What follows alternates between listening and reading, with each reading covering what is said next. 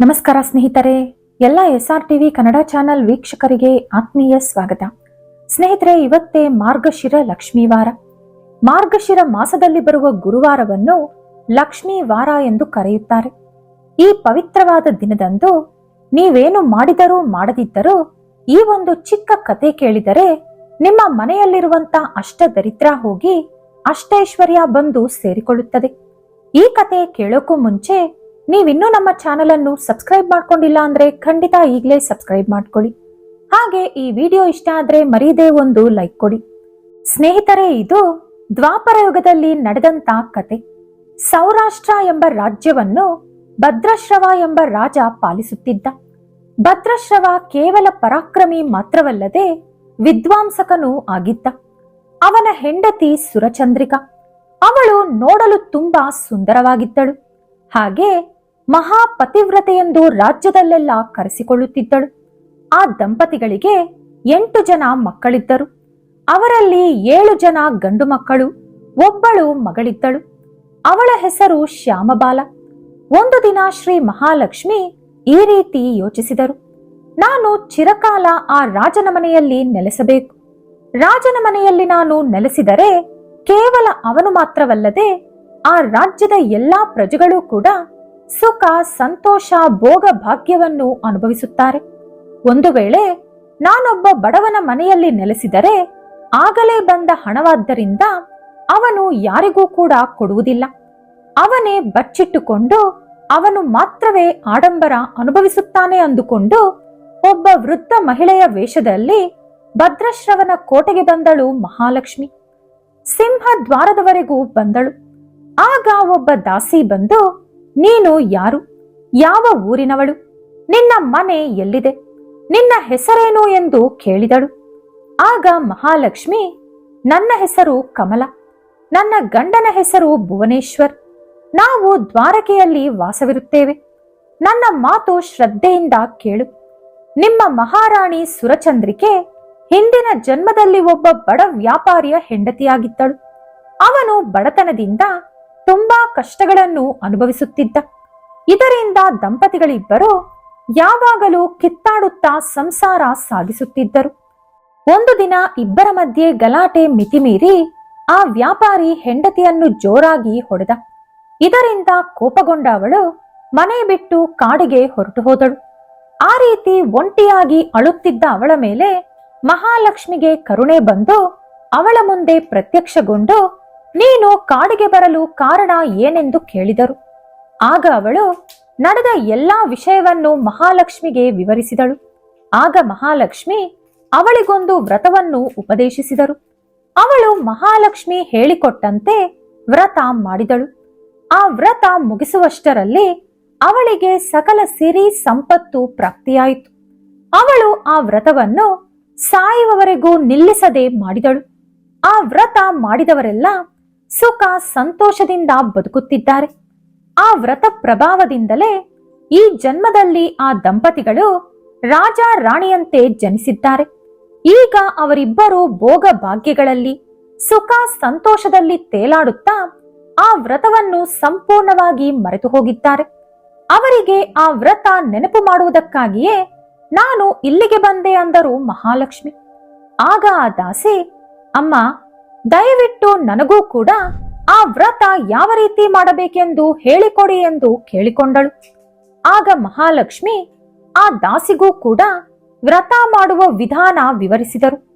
ಮಾರ್ಗಶಿರ ಮಾಸದ ಮೊದಲನೇ ಗುರುವಾರದಂದು ಶ್ರೀ ಲಕ್ಷ್ಮೀ ನಾರಾಯಣರನ್ನು ಪೂಜಿಸಿ ಅವರಿಗೆ ಪರಮಾನ್ನವನ್ನು ನೈವೇದ್ಯವಾಗಿ ಸಮರ್ಪಿಸಬೇಕು. ಪರಮಾನ್ನ ಅಂದರೆ ಸಿಹಿ ಪೊಂಗಲ್. ಇದು ಮಾಡಲು ಸಾಧ್ಯವಾಗದಿದ್ದರೆ ಹಾಲು ಅನ್ನದೊಳಗೆ ಸ್ವಲ್ಪ ತುಪ್ಪ ಹಾಗೂ ಬೆಲ್ಲ ಹಾಕಿ ಕೂಡ ನೀವು ನೈವೇದ್ಯವಾಗಿ ಸಮರ್ಪಿಸಬಹುದು. ಪೂಜೆಯ ನಂತರ ಲಕ್ಷ್ಮೀ ದೇವಿಯನ್ನು ಈ ರೀತಿ ಕೇಳಿಕೊಳ್ಳಬೇಕು. ಅಮ್ಮ ಮಹಾಲಕ್ಷ್ಮಿ, ಇವತ್ತು ನನ್ನ ಶಕ್ತಿಯ ಮೇರೆಗೆ ನಿನ್ನನ್ನು ಪೂಜಿಸಿದ್ದೇನೆ. ನೀವು ದಯವಿಟ್ಟು ಪ್ರಸನ್ನರಾಗಿ ಎಂದು ಕೇಳಿಕೊಂಡು ಆ ನೈವೇದ್ಯವನ್ನು ಸ್ವಲ್ಪ ಒಬ್ಬ ಬ್ರಾಹ್ಮಣನಿಗೆ ಕೊಟ್ಟು ಉಳಿದ ನೈವೇದ್ಯವನ್ನು ಮನೆ ಮಂದಿಯೆಲ್ಲ ಭಕ್ತಿಯಿಂದ ತಿನ್ನಬೇಕು. ಮಾರ್ಗಶಿರ ಮಾಸದ ಗುರುವಾರಗಳಂದು ಈ ರೀತಿ ಪೂಜೆ ಮಾಡಬೇಕು. ಕೊನೆ ಗುರುವಾರದಂದು ಬ್ರಾಹ್ಮಣನ ಕೈಯಿಂದ ಪೂಜೆ ಮಾಡಿಸಿ ಅವರಿಗೆ ದಕ್ಷಿಣೆ ತಾಂಬೂಲ ಕೊಟ್ಟು ಸತ್ಕರಿಸಬೇಕು ಅಂದರು ಮಹಾಲಕ್ಷ್ಮಿ. ಅದನ್ನು ಕೇಳಿದ ದಾಸಿ, ಅಮ್ಮ, ವ್ರತ ಹೇಳಿಕೊಟ್ಟಿದ್ದಕ್ಕಾಗಿ ತುಂಬಾ ಧನ್ಯವಾದಗಳು. ನನ್ನಿಂದ ನಿಮಗೆ ತುಂಬಾ ಆಲಸ್ಯವಾಯಿತು. ನಾನು ಈಗಲೇ ಹೋಗಿ ಮಹಾರಾಣಿಯನ್ನು ಕರೆತರುತ್ತೇನೆ ಎಂದು ಹೇಳಿ ಅವರ ಕಾಲಿಗೆ ಬಿದ್ದು ನಮಸ್ಕರಿಸಿ ಸುರಚಂದ್ರಿಕೆಯ ಹತ್ತಿರ ಹೋದಳು. ಅಮ್ಮ, ಬಾಗಿಲಿನ ಹತ್ತಿರ ಒಬ್ಬ ವೃದ್ಧ ಮಹಿಳೆ ಇದ್ದಾಳೆ. ಆಕೆ ಈ ರೀತಿ ನಿಮ್ಮ ಪೂರ್ವ ಜನ್ಮದ ಬಗ್ಗೆ ಹೇಳಿದಳು. ಈಗ ಆ ವ್ರತದ ಬಗ್ಗೆ ನಿಮಗೆ ಹೇಳಲು ಕಾಯುತ್ತಿದ್ದಾರೆ ಅಂದಳು ದಾಸಿ. ಆಗ ಸುರಚಂದ್ರಿಕೆ ಅಹಂಕಾರದಿಂದ, ಯಾರೋ ಒಬ್ಬಳು ಮುದುಕಿ ಹೇಳುವುದು ನಾನು ಕೇಳಬೇಕಾ? ನಿನಗೆ ಎಷ್ಟು ಕೊಬ್ಬಿದ್ದರೆ ಇಂತಹ ಚಿಕ್ಕ ಪುಟ್ಟ ವಿಷಯಗಳನ್ನು ನನ್ನ ಹತ್ತಿರ ತರುತ್ತೀಯ? ಆ ಮುದುಕಿ ಇಲ್ಲದ್ದು ಸಲ್ಲದ್ದು ಹೇಳಿಕೊಂಡು ತಿರುಗಾಡುತ್ತಾಳ. ಅವಳಿಗೆ ಸ್ವತಃ ನಾನೇ ಬುದ್ಧಿ ಕಲಿಸುತ್ತೇನೆ ಎಂದು ಹೇಳಿ ಬಾಗಿಲಿನ ಹತ್ತಿರ ಬಂದಳು. ಅಲ್ಲಿ ನಿಂತಿದ್ದ ಮಹಾಲಕ್ಷ್ಮಿಯೊಂದಿಗೆ, ಹೇ ಮುದುಕಿ, ಹಿಂದಿನ ಜನ್ಮದ ವಿಷಯಗಳು ತಿಳಿಯಲು ನೀನೇನು ದೇವರ ಅಥವಾ ಮಾಟಗಾತಿಯ? ಎಲ್ಲದ್ದು ಸಲ್ಲದ್ದು ಹೇಳಿಕೊಂಡು ದುಡ್ಡು ತಿನ್ನಲು ಬಂದಿರುವೆ.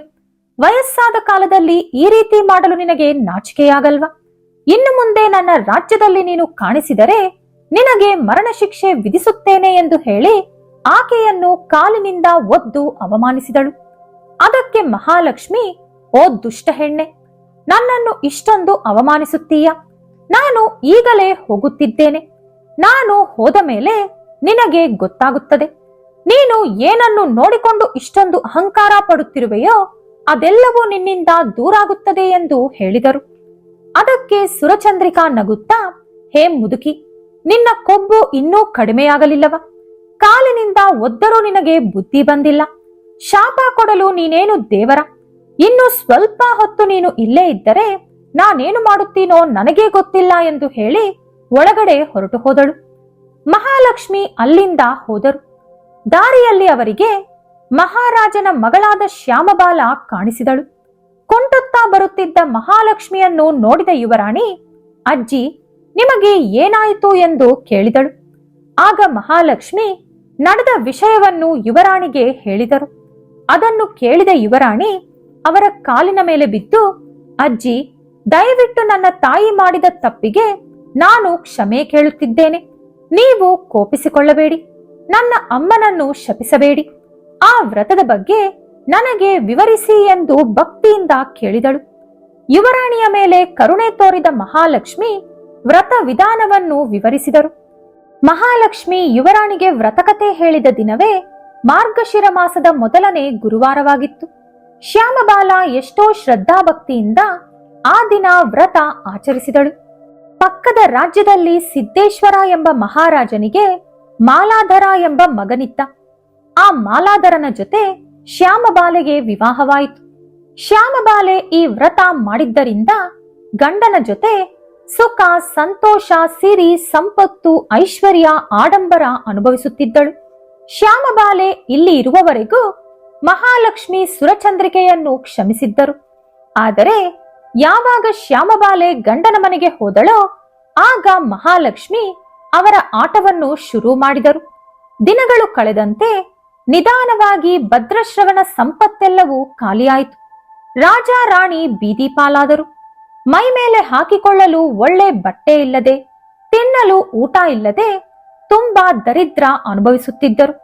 ಒಂದು ದಿನ ಸುರಚಂದ್ರಿಕೆ ಗಂಡನೊಂದಿಗೆ, ಸ್ವಾಮಿ, ಈ ಕಷ್ಟ ಅನುಭವಿಸಲು ಸಾಧ್ಯವಾಗುತ್ತಿಲ್ಲ.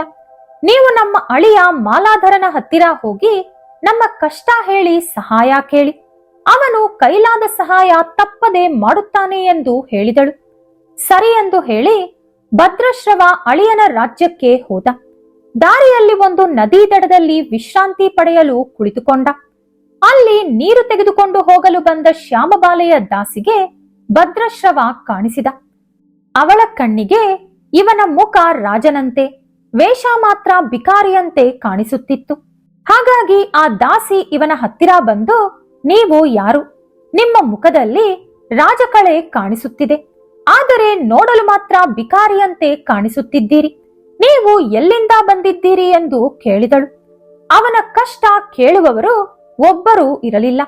ಈಗ ಈ ದಾಸಿ ಕೇಳಿದ ಕೂಡಲೇ ಮಹಾರಾಜ ಏನನ್ನೂ ಬಚ್ಚಿಟ್ಟುಕೊಳ್ಳದೆ, ನಾನು ಸೌರಾಷ್ಟ್ರ ದೇಶದ ರಾಜ ಭದ್ರಶ್ರವ, ಎಷ್ಟೋ ಆಡಂಬರದಿಂದ ಬದುಕಿದವನು. ಆದರೆ ಆ ಮಹಾಲಕ್ಷ್ಮಿಗೆ ನಮ್ಮ ಮೇಲೆ ಇದ್ದಕ್ಕಿದ್ದಂತೆ ಏಕೆ ಕೋಪ ಬಂತೋ ಕಾಣೆ. ನನ್ನ ಮಗಳು ನನ್ನ ರಾಜ್ಯ ಬಿಟ್ಟು ಹೋದಾಗಿನಿಂದ ದಿನಕ್ಕೊಂದು ಕಷ್ಟ ಬರುತ್ತಾ ಆಸ್ತಿ ಪಾಸ್ತಿ ಸಂಪತ್ತು ರಾಜ್ಯ ಎಲ್ಲವನ್ನೂ ಕಳೆದುಕೊಂಡೆ. ಹೆಂಡತಿಯ ಜೊತೆ ಬೀದಿ ಪಾಲಾದೆ ಎಂದ ರಾಜ. ಸೌರಾಷ್ಟ್ರ ರಾಜ ಅಂದ ಕೂಡಲೇ ಅವರು ಶ್ಯಾಮಬಾಲೆಯ ತಂದೆ ಎಂದು ದಾಸಿಗೆ ಅರ್ಥವಾಯಿತು. ಹಾಗಾಗಿ ಆ ಕೂಡಲೇ ವೇಗವಾಗಿ ಶ್ಯಾಮಬಾಲೆಯ ಹತ್ತಿರ ಹೋಗಿ ವಿಷಯವನ್ನು ಹೇಳಿದಳು ದಾಸಿ. ಅದನ್ನು ಕೇಳಿದ ಶ್ಯಾಮಬಾಲೆಗೆ ಅಳು ತಡೆಯಲಾಗಲಿಲ್ಲ. ಆ ಕೂಡಲೇ ಒಂದು ಕುದುರೆ, ಒಳ್ಳೆಯ ಬಟ್ಟೆಗಳು, ಕೆಲವು ಆಭರಣಗಳನ್ನು ಕೊಟ್ಟು, ಇದು ಯಾರೂ ನೋಡದ ಹಾಗೆ ನನ್ನ ತಂದೆಗೆ ಕೊಟ್ಟು ಬಾ. ಅವರು ಗೌರವದಿಂದ ಅಳಿಯನ ಮನೆಗೆ ಬಂದಾಗ ಮಾತ್ರ ಅವರಿಗೆ ಮರ್ಯಾದೆ ಸಿಗುತ್ತದೆ. ಅವರ ಮರ್ಯಾದೆಗೆ ಇಲ್ಲಿ ಭಂಗವಾಗಬಾರದು ಎಂದು ಹೇಳಿ ಕಳಿಸಿದಳು. ಅದೇ ರೀತಿ ದಾಸಿ ಗುಟ್ಟಾಗಿ ಎಲ್ಲವನ್ನೂ ಭದ್ರಶ್ರವನಿಗೆ ತಲುಪಿಸಿದಳು. ಭದ್ರಶ್ರವ ಮಗಳ ಹತ್ತಿರ ಬಂದ. ಮಗಳು ತಂದೆಗೆ ಪಂಚಭಕ್ಷ ಪರಮಾನ್ನವನ್ನು ಬಡಿಸಿದಳು.